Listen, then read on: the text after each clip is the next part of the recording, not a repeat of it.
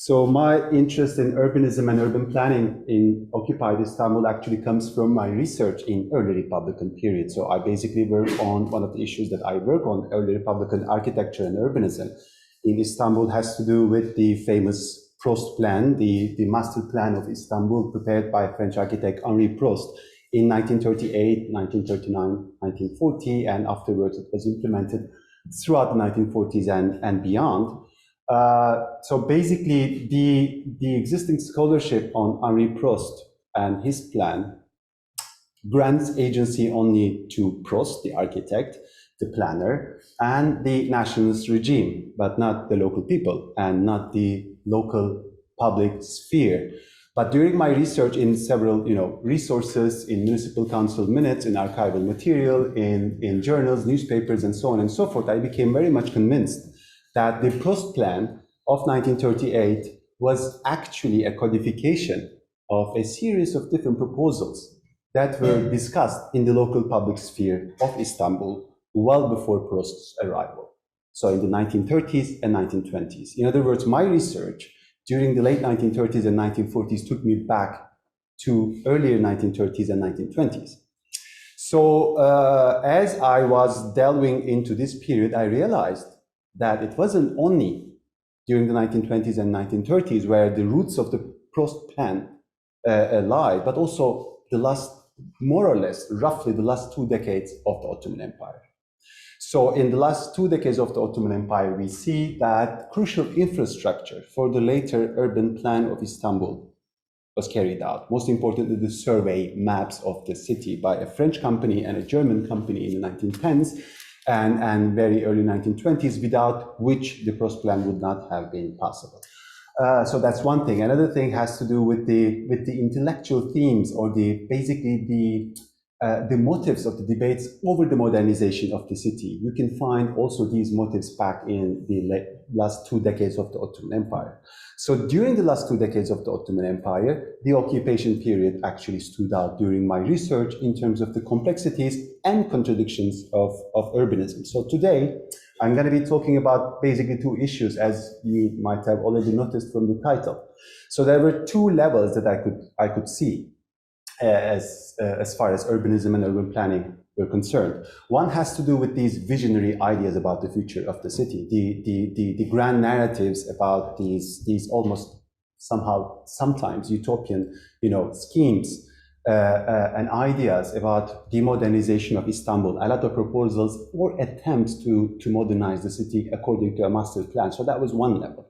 The other level has to do with the grim realities, the burning, realities of urban life during the early republic. So homelessness, the housing issue came up in several different presentations in this conference so far. I'm sure it's going to come up later on as well. So I'm going to be talking a lot about it today. So the homeless were suffering. So they had these burning urgent issues, while a lot of people from different countries, mostly from the occupying powers, were grappling with the idea of, turning the city into a modern city, eliminating all these fire-stricken areas and so on and so forth, and preparing a master plan without due concern to the lived urban realities of the city. So this is basically what I'm going to be talking about today. So very briefly, some of you might already have been familiar with the Prost plan. So I'm not going to be talking about the Prost plan itself, but just for you to have an idea about the plan, it's here. So the last 2 decades of the empire and the early Republican period are also connected in terms of the physical state of Istanbul. Especially between around 1910 and 1940, Istanbul was largely in a miserable state. The intramural city featured massive burnt areas due to successive fires between 1908 and 1918. Those sections of the city spared from the fires suffered from chronic infrastructural issues such as inefficient or totally absent networks of sewage and water.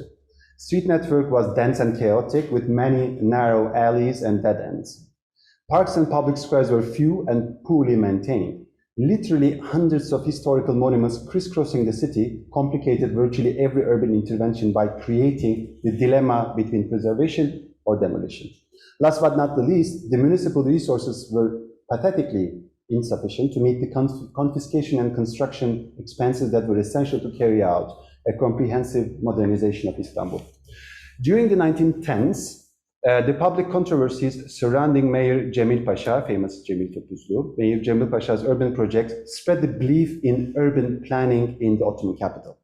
Cemil Pasha was notoriously oblivious to historical monuments. His many fait accomplis to open up the Ayasofya and Sultanahmet squares, both of which you can see from this aerial photograph, terrified many intellectuals and bureaucrats who argued that the only way to avoid the personal excesses of those in positions of power was to adopt a master plan. That is to say, a holistic program to modernize Istanbul instead of piecemeal interventions. From the early 1910s onwards, we see an ever-increasing volume of publications, municipal committees, lectures, and newspaper pieces devoted to the issue of urban planning in Istanbul.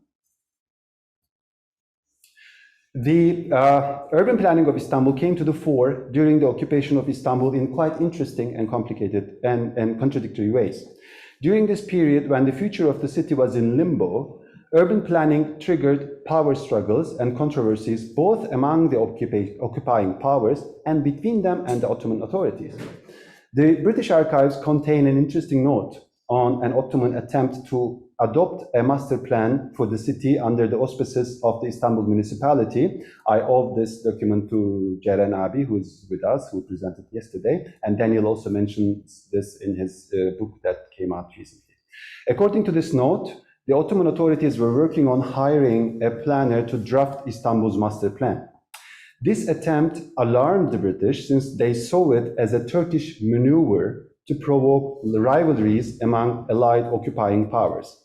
More importantly, the note in the British archives says, if the Turks draft a master plan, this would create the impression that Istanbul would be theirs at the end of the occupation. So the note therefore urged the preclusion of any attempt at adopting a master plan before the final terms of the peace were settled. So the British archives also indicate that a prominent British architect of the time, Thomas Mawson, requested his government to support him to undertake the reconstruction of Istanbul. Mawson had recently lost his bid to plan Thessaloniki after the Great Fire of 1917 to the French planner Ernst Ebrar.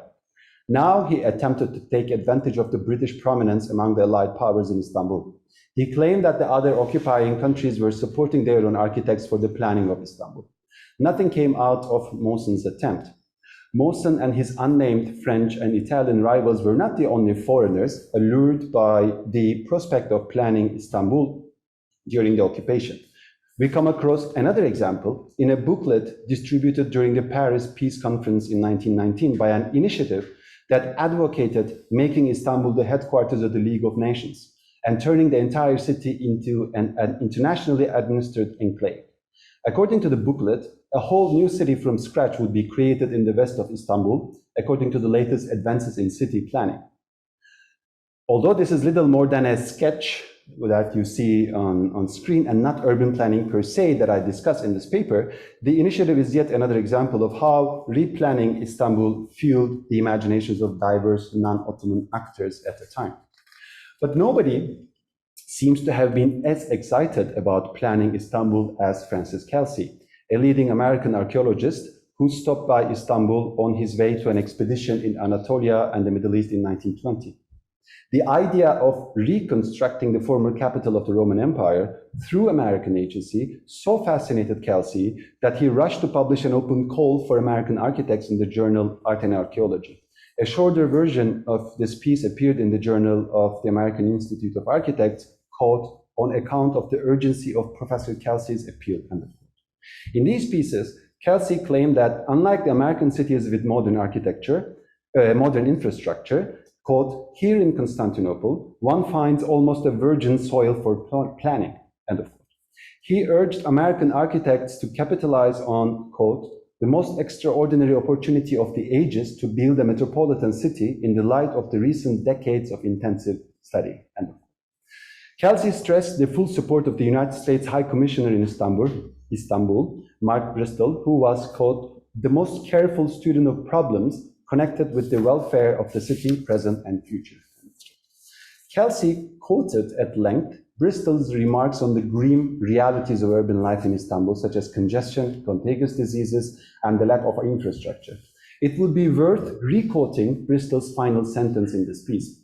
Quote, "It seems to me that an American organization to design, finance, and construct a city beautiful, with all modern appliances, upon the burned ruins of a large part of the city of Constantinople, would be an enterprise worthy of the best efforts of American progressiveness." End of quote. While all these visionaries competed to plan their city, the people of Istanbul were grappling with a crippling urban ordeal. Between 1908 and 1918, a series of fires had reduced large swaths of the city into ruins. A largely simplified map published in Kelsey's articles shows the extent of the burnt areas in the intramural city. A more nuanced and detailed map is found in the municipality archives. It was prepared by the municipality's technocrats, Istanbul municipality's technocrats, in 1920. The map features the entire city, indicating the actual extent of the destruction in each fire since 1908, not only the large fires like the Fatih Altımermer fire over here, but also very small ones. The two tables that you see over here offer detailed information about the fires, such as the date, the number of buildings destroyed, and the extent of the area affected by fire. One table lists the one on the top. The one table lists those burned areas where building permits were issued, and the other lists those where permits were not yet issued. The map and the tables clearly demonstrate the enormity of housing crisis during the occupation. The demographic pressure of refugees ending up in Istanbul during and immediately after the World War I exacerbated the massive toll of fires on the building stock of Istanbul. During the occupation, Istanbul had thousands of homeless people, some of whom found shelter in madrasas and mosques for years. Although housing was the most burning issue created by fires, there were many other manifestations of the successive disasters that disrupted urban life in Istanbul during the occupation. In addition to houses, fires also destroyed so many shops. We understand from the municipal council minutes that many shopkeepers became itinerant sellers. The minutes also contain references to security issues in the fire-stricken areas. For example, one council member himself, Yuvanaki Efendi, was robbed in Fatih in broad daylight. So going back to housing, there was clearly no easy solution to this crisis of huge proportions in a city where political uncertainty and financial insufficiency reigned. What made the matters even more complicated was the quest for urban planning. That is to say, both those in positions of power and the property owners of the burned areas aspired to take advantage of the disaster to regularize the street network. However, they had vastly different understandings of how this could be achieved. The authorities were in favor of reproducing the former street network with minor adjustments, such as the elimination of dead-end streets. Otherwise, they thought, the property values would increase, and it would have been much costlier for the municipality to confiscate properties in the future when the city adopts a master plan. For the property owners, however, the urgency of rebuilding their houses precluded any such long-term plan. They demanded the application of Tarla Kaidesi, the agricultural land rule, which was repeatedly applied since the 19th century. Tarla Kaidesi was based on redesigning the burned areas from scratch according to area-specific grid plans with larger streets. To enlarge the streets, property owners would be allocated smaller portions of their previous plots. For the property owners, this was the ideal solution to ensure that they could rebuild their homes in regularized neighborhoods with much better infrastructure. The longer the authorities delayed making a decision and issuing building permits, the more frustrated the property owners became. The minutes of the municipal council from 1920 offers the details of an intense controversy between the property owners, represented by the popularly elected council members, and the mayor Celal Bey, representing the Ottoman government. While the popularly elected municipal council members favored Tarla Kaidesi, the mayor Celal Bey and his superiors in the Interior Ministry were reluctant to meet the confiscation, construction, and maintenance expenses of this. Although tarla kaidesi was obviously the better option, the mayor said during a council meeting, it was not realistic from a financial point of view. Because the larger the streets, the more the expenses of opening, paving, and maintaining them, as well as endowing them with modern infrastructure. All these would require at least 80 million liras, the mayor continued, while the municipality had a budget deficit of about 1 million lira. The mayor Celal Bey stated that the municipality's financial situation would not allow it to finish implementing tarla kaidesi in Istanbul's burnt areas for half a century. On the other hand, the mayor concluded, reproducing the former street network had the advantage of reactivating the pre-fire sewers, which would reduce the cost considerably. The council members contested that it was unacceptable to reproduce the street network of, quote, bizarre and grotesque form, end of quote, acab ül acayip şekil. They argued that it would be a shame for a city of Istanbul's caliber to reproduce the pitiful street network. Even the scientific director of the municipality contested the mayor by stating that the pre-fire infrastructure of the burnt areas was impossible to reactivate. Council members also contested that the expenses of implementing Tarla Kanunu would be much less than what the mayor suggested. And even if it takes several years, they stated, Tarla Kaidesi should be implemented. So the council members went on to approve the Tarla Kaidesi, and the municipality began to issue building permits. After a few days, however, the Ottoman Interior Ministry suspended the building permits and backed the mayor's proposal to reproduce the existing street network. The suspension of the building permits outraged the council members. One member named Nikolaki Efendi found it incomprehensible that the government intervened in the Istanbul Municipal Council's decision. He raised the question of whether the government would have also intervened in the decisions of the Konya or Kastamonu municipalities. Another member named Murat Bey stated that the council's decision was that of people. Quote, without people, there is no sultan, no ministry of interior, no government. We never accept anything that people disapprove, end of quote. The property owners of the burnt areas were even more outraged.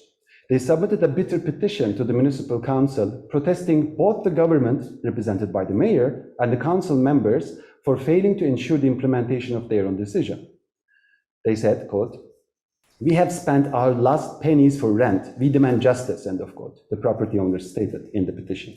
After condemning the mayor and the government for undermining their legal rights, the petitioner also lambasted against the council members, quote, either take your decisions observed or leave your posts and go back to where you come from, end of quote.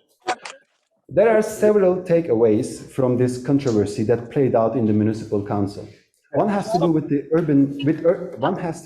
urban citizenship and the way the residents of Istanbul are in the channels of urban administration so as to make their voices heard and to claim their rights. Another takeaway is that some democratic mechanisms were still at work when it came to municipal administration at a time when the Ottoman Parliament was closed and the city was under occupation. The popularly elected council members claimed their agency as the representatives of Istanbul's residents and scolded the mayor and his superiors when they thought the rights of people were violated. In turn, the people of Istanbul scolded and put pressure on the council members when they failed to fulfill their duty to ensure the popular demands were observed. More importantly for the purposes of this paper is how the planning of Istanbul stood at the intersection of several key issues ranging from hygiene and security to housing and urban economy. The plight of Istanbul did not start in the occupation period, nor did it end at that time. The ordeals of Istanbul's residents continued well into the early republic. In the 1920s, when urban planning as a discipline became institutionalized globally, more and more institutions and individuals embraced the notion of master plan as the only viable method to modernize Istanbul. An increasing volume of publications in diverse venues disseminated urban planning as a discipline in general and various ideas for the modernization of Istanbul in particular. But the master plan for Istanbul had to wait until the late 1930s. Okay. The belatedness of the plan inspired many cartoons and satirical magazines. In one cartoon, we see two leading literary figures of the time, Peyami Safa and Yahya Kemal. One says, when the plan of Istanbul is implemented, the two sides of the Bosphorus will be connected by a bridge. And the other response, until then, we will have crossed the Sırat Bridge, referring to the narrow bridge everyone should cross on the Day of Judgment, according to the Islamic belief, and they did indeed die before the first bridge. In another cartoon, one figure announces that the reconstruction of Istanbul would start on April 1st. The other response, could it be Poisson d'Avril, April's Fool? For once, the news was real. This was 1938. Henri Prost's master plan was approved and urban interventions soon accelerated. But before long, the Prost plan faced the inherent multi-layered challenges of Istanbul, and over the years, it had to be edited beyond recognition. By the end of the 1930s, it was largely outdated. The Prost plan was largely outdated with the changing urban dynamics, but all these are for another conference paper. Thank you.